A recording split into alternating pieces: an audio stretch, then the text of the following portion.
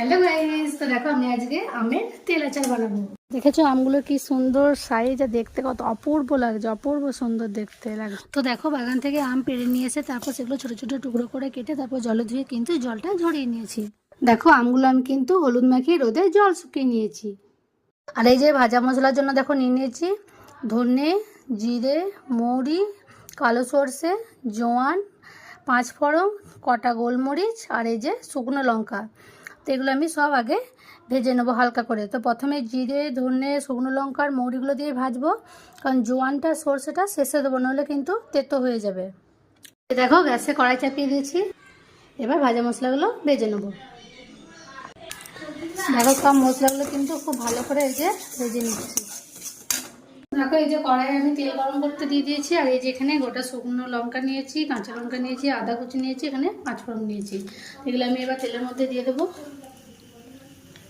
ওটা একটু ভাজা ভাজা হয়ে যাক, আমি আদা কুচিটা দিয়ে দেবো।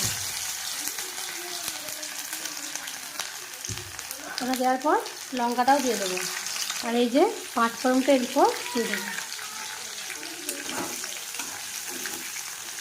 এটা একটু ভাজা ভাজা হোক। এবার তেলের মধ্যে এই আমগুলো দিয়ে দেবো।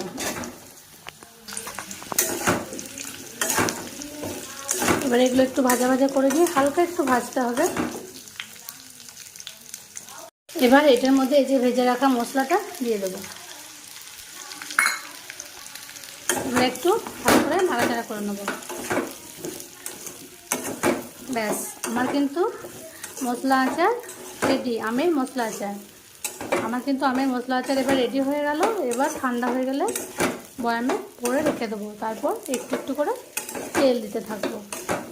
এই তেল আচার কিন্তু অনেক দিন ধরেই চলে। তেল শেষগুলো আবার তেল দিয়ে রোদে দেওয়া যায়।